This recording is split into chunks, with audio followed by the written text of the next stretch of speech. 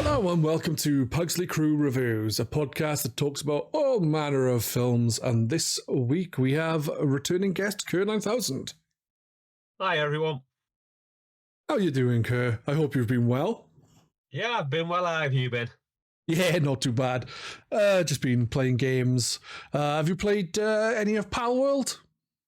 No, I've seen people talk about it and it basically being Pokemon with guns. And some people loving it and others basically having a paddy that, you know, it's infringing on the Nintendo's sort of turf.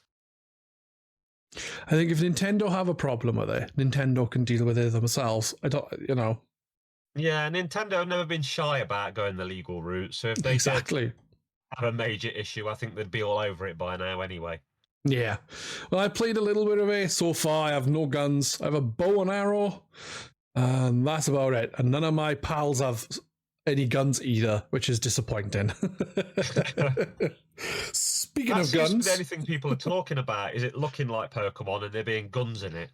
Yeah, to be fair, it's kind of like gameplay-wise, it's kind of like a mixture of like Ark, Survival Evolved, and Pokemon. It's just like a mixture of those two games. It's like a survival game where you also capture monsters, and like, yeah, some of the monsters that I've seen are pretty much edited versions of Pokemon, but at the same time, you know, it's all right. It's not amazing, don't get me wrong, but it is all right. It's worth having a look at.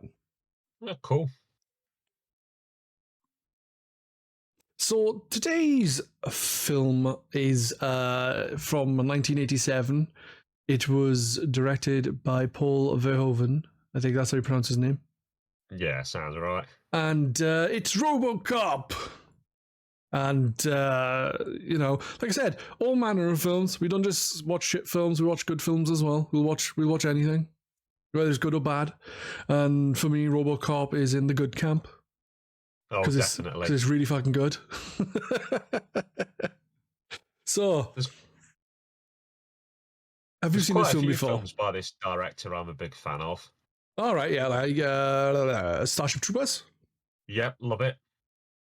Total Recall. Well, the original was done by him. Yeah. I didn't know that. Yeah, he's the director on that, and him and Schwarzenegger together is a good pairing. And Hollow Man. I can't remember. I think I've seen Hollow Man, but I've only seen it once, and I can't really remember it. Kevin Bacon, and it's basically like a remake of The Invisible Man. Yeah. 90s film, I think, isn't it? I think it's just 2000. I think the first year of 2000. Close enough. Yeah. So you've seen this film before then, I take it? Oh, yeah, lots of times. I think the first time was when I was a kid. But it's 18. How was you able to watch it as a child? Yes, I think my parents didn't really care about violence as long as there wasn't a lot of nudity in it. Shooting stuff in half was, you know, okay. Shooting stuff in half. Which, brilliant. This film's got to go down as having like the most brutal execution scene possible. Yeah. It has got a pretty brutal shit going on in there. Well, for those who aren't aware, RoboCop is a good film, and you should watch it. But no, seriously, like, it starts off with news reports, it does, talking about, you know, shit that's going on in the world, and everything is shit, basically, loads of bad shit going on. So pretty much like now. Pretty much like it is anyway. But one of the things I loved instantly was, like, the telling the news. Fair enough, it's the news. But then there's adverts during the news to get like a better heart instead of a real heart, having a fake heart and that kind of thing. And it's like, adverts during news reports? What's all that about? Oh, but the adverts are brilliant. I think they really do add a sense of humour to this film. Especially seeing as there's one where like kids are playing a war game which has like mini nuclear bombs on it or something. Yeah. Called Nukem. Yes. It's like a family playing a game of Nukem. It's like, right, that's it. Your peace treaty's over. Boom. Something like that. It's great. But no, they do add some fun to the film, the adverts. Like that guy, I'll buy that for $1. yeah, that's great. See him quite often, like, seems to be his catchphrase, isn't it? Yeah, it's just some craziness on top of what could be quite a dark film in other ways. Yeah. But he seems to do a satire quite well. It's like, oh, definitely. Done in there nice and subtly, but not at the same time. Like Ed 209, when he first turns up and he comes in and he's like, you have 30 seconds to comply. And then he starts shooting the guy because even though he does comply, there's a glitch of some sort. And the fucking amount that he shoots the guy. And then they're like, get an ambulance. It's like, I don't think a fucking ambulance is going to be... Nah. Got more holes in Swiss cheese. Couple of mops and buckets would probably be better than an ambulance. Exactly. Pure brutalized. Just fucking shot the fuck. But I was looking at something and it was saying that scene, or when it was televised, was shortened. Yeah. So because it was cut down. That scene's probably more in the film, but that scene was cut down because it was so brutal. But it was, I think the reason why it was so long, it was meant to be like, you know, you get over the shock and it becomes a little bit silly and funny. Yeah. And because it was cut down, then it was just, you don't really get over the shock of the guy getting brutally murdered. You just see a guy get brutally murdered. And that's the takeaway then. But I thought that was great. Oh, definitely. Like, I haven't watched it for a few years now because I've seen it several times myself. But obviously, Paul Weller shows up as Officer Murphy, and I didn't realize just how little he was in the film as like an actual not RoboCop. He's there for like a couple of scenes before he gets brutally executed. He has his hand blown off, his arm the rest of his arm blown off. He gets shot about 50 fucking times with the shotguns, and then he gets shot through the head. You know, that's supposed to be like an allegory for the crucifixion of Jesus. That's why he gets shot through the centre of his hand and shot through the head, supposed to be like the crown of thorns. And But yeah, you can't die in a film much more brutally than he does, unless you're the Ed 209 guy. The what guy?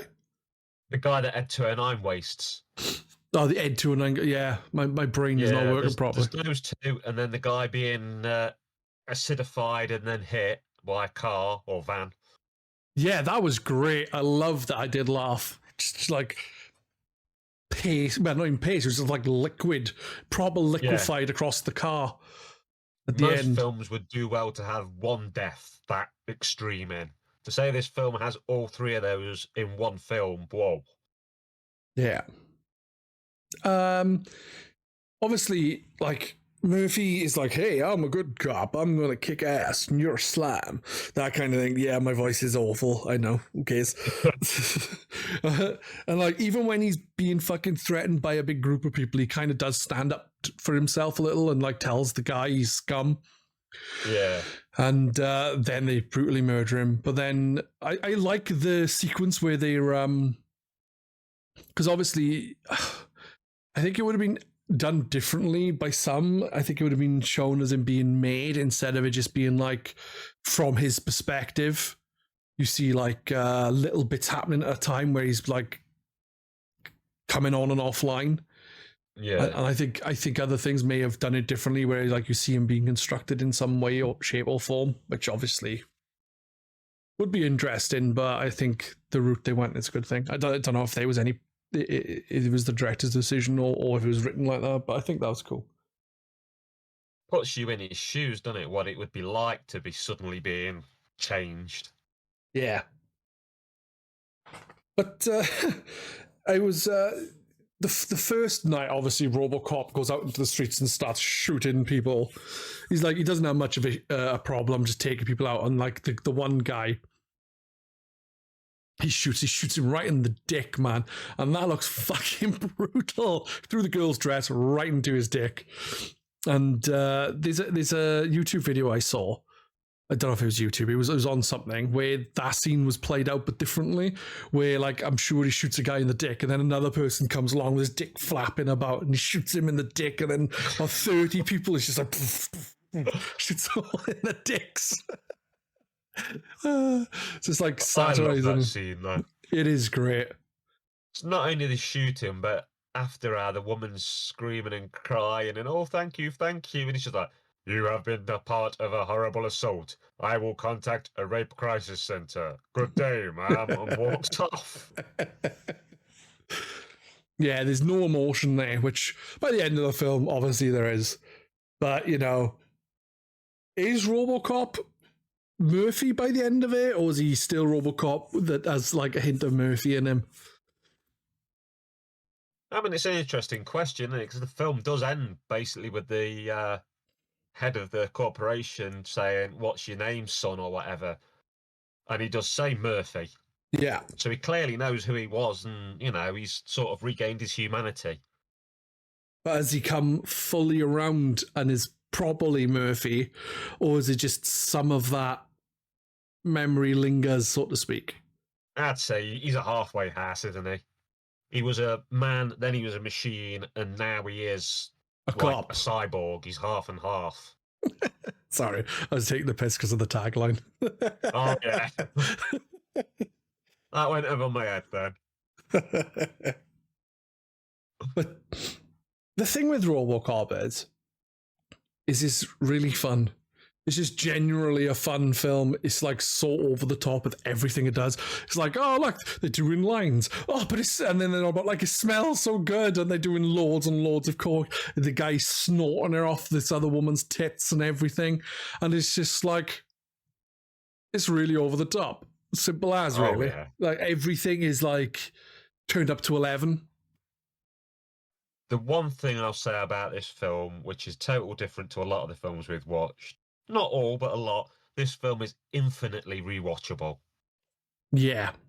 Amazing scenes, amazing lines. It's the stuff like when you were young and you saw it, you'd be quoting it all day. You'd be saying stuff to your friends, repeating what characters have said, and no matter how long since you've seen this film, there's always some snippets that you'll be able to play in your head and remember what happens. Yeah. Even and the if music. It comes on TV, like any day, wherever you are, if you're on holiday in the middle of nowhere, you'll quite happily watch it. Even if you turn on and you're halfway through, you'll go, yeah, I'll watch the end of this. Yeah. Another film I've done that with quite a few times recently. It's just been on TV and I'm like, oh, I'll watch this. Is Terminator, the first one. Oh, yeah. Another cracking film about a robot, which is why if you've never played it, you should play the game RoboCop versus Terminator. Yeah. No, it's a shame we never got a RoboCop versus Terminator film, seeing as we did get Aliens vs Predator. Yeah, which wasn't very good. In my opinion. Not very good films. No. To say the two AVP films, I don't really like them. They're passable at best. But they could have been amazing. The stuff you could have done with them. Such huge disappointments. Especially when some of the books have been really good. Well, I like the old Capcom side-scrolling beat-em-up, Alien vs Predator. I think that's amazing. I'd play that all the time. Yeah, that's a really fun one. I've only played through once, but that's really good. So with RoboCop, right, you have Ed 209, which is kind of like the villainous full-on machine. It's not really a villain, really. It's just like fucking, just, you know, just listens to what is told when it works. It's cool. Not a very nice thing to call it.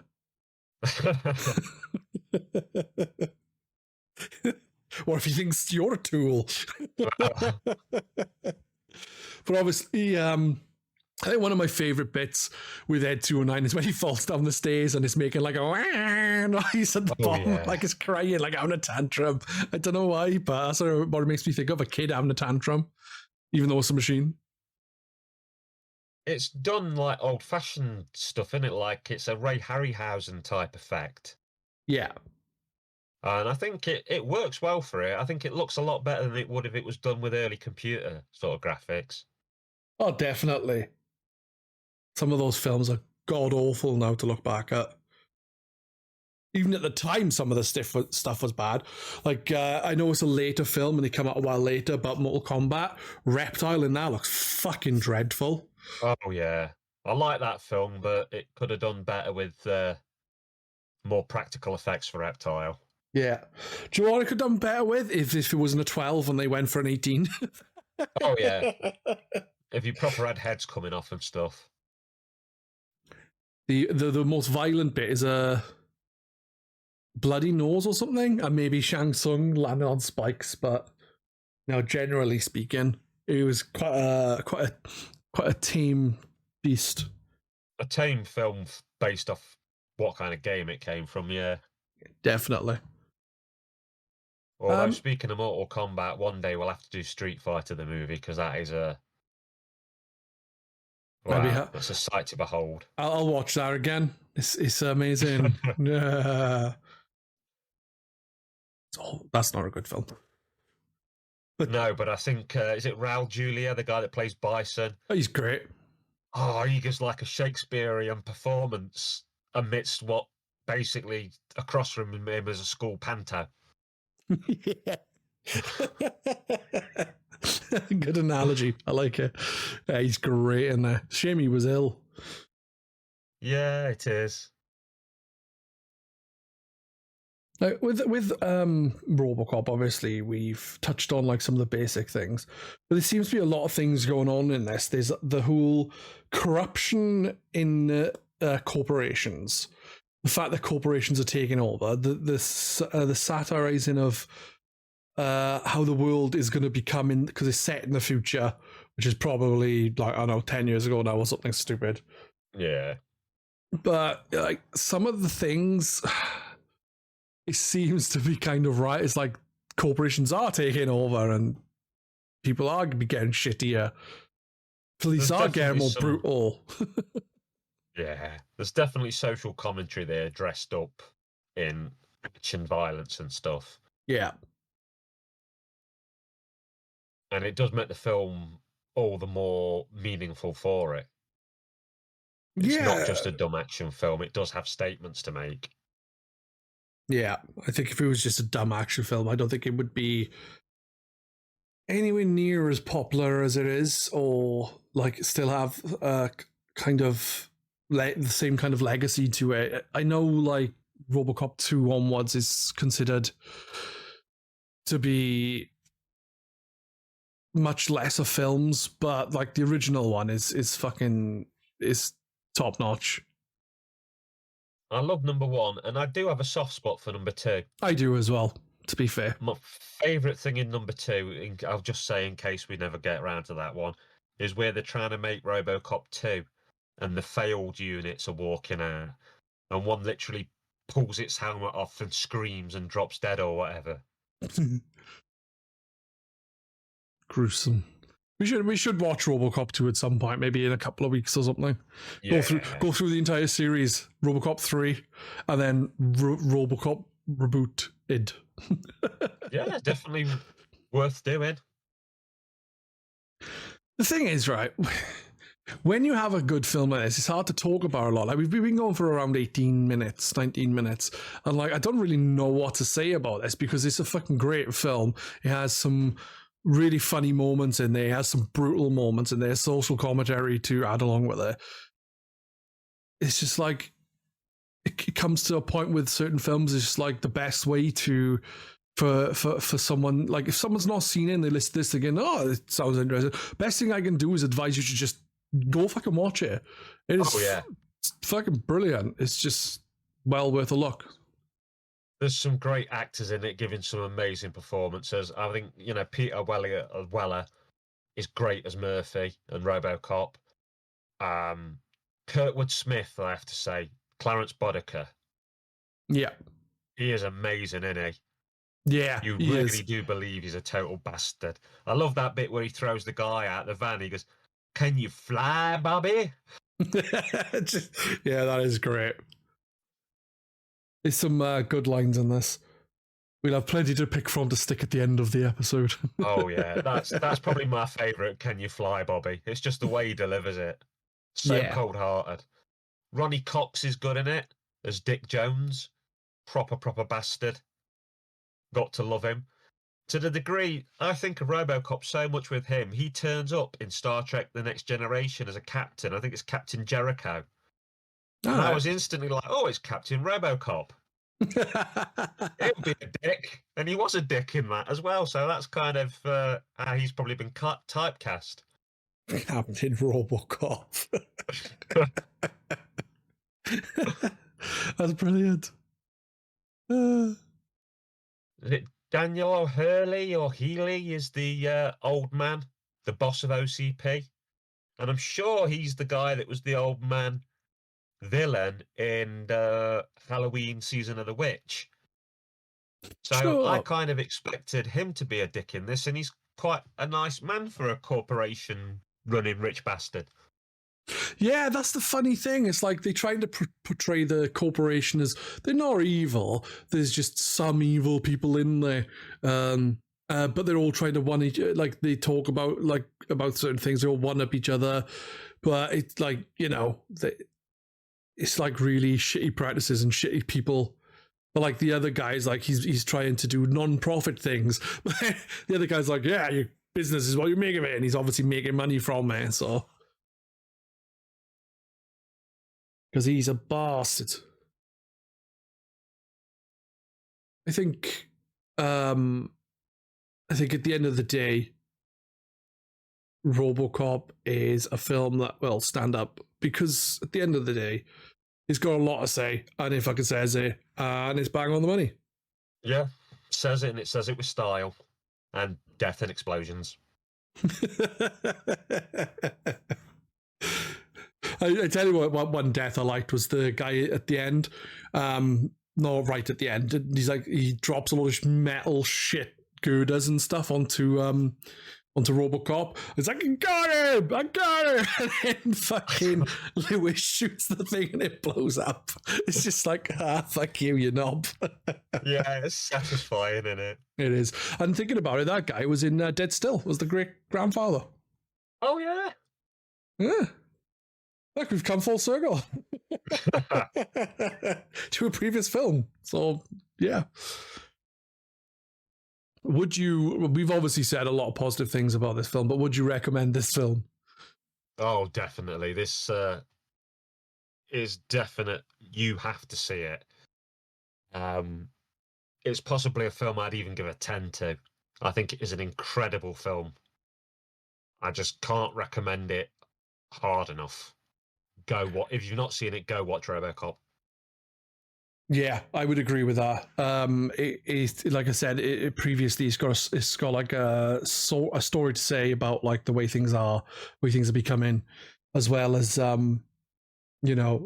it's got interesting. It's got good action scenes, considering they are like a lot of it is way over the top. It's still fucking great. It's brutal.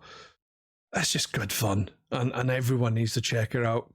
Even if you don't get the social commentary behind the film, like on your first watch, you've still got a really good action film to get into, and then you could like look at the other aspects another time of watching it. Yeah, I think you get more out of it with every watch. Even when I've seen it a bunch of times, when you throw it on, something will take your eye, and you go, "Oh, I didn't notice that before." Yeah. Probably a lot of the satire flew over my head when I first saw it. It was just, a kick-ass robot cop exploding things and stabbing people. Bloody RoboCop kicking people's asses. What a dick. Again, I haven't really got much else to say about the film. So this is another episode that's shorter than usual, but I genuinely think if you've never seen it, you should go out and pick it up and give it a watch, because it is a fun film with a lot to say. And I think it says more than some will give it credit for. Like, it's just not just a dumb action film. It's deeper than that. Yeah, I think back in the day, some sort of people and places tried to crap on it and make out that it was all blood and guts. And yeah, there's a lot of that, but they missed the mark. There's something special here that talks about the world around it and about the greed of corporations and where we're possibly going. Yep. Well, I've already gone. Well, yeah.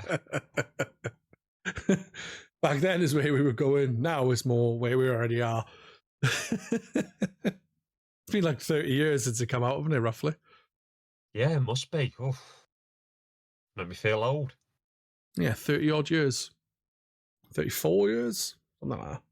And yet we probably still couldn't build RoboCop's leg, let alone an entire RoboCop. I know, it sucks. Yeah, where are hoverboards and flying cars and... This future's lame compared to the one we were shown as kids. I know. Bastards. Back to the Future has a lot to answer for. Yes, it certainly does. I think that is going to be us again then. Is there anything you'd like to say about the film actually before we end, or are you good? No, I think I'm good. Just watch it. That's it. That's all I've got to say. Yeah, and I agree with that statement. Is there anything you would like to plug now before we end? Just, my YouTube channel where I'm Kerr9000 and I talk about all sorts of films and video games. There you go then. I'm Peds. I don't know if I said that at the beginning of the episode. Thank you for everyone who's tuned in. Thank you, Kerr, again for taking part. You're welcome. Thanks for having me on. No worries at all. That'll be us. We'll be back in a fortnight. Not sure what with. But yeah. Catch you all soon, and bye-bye. Bye.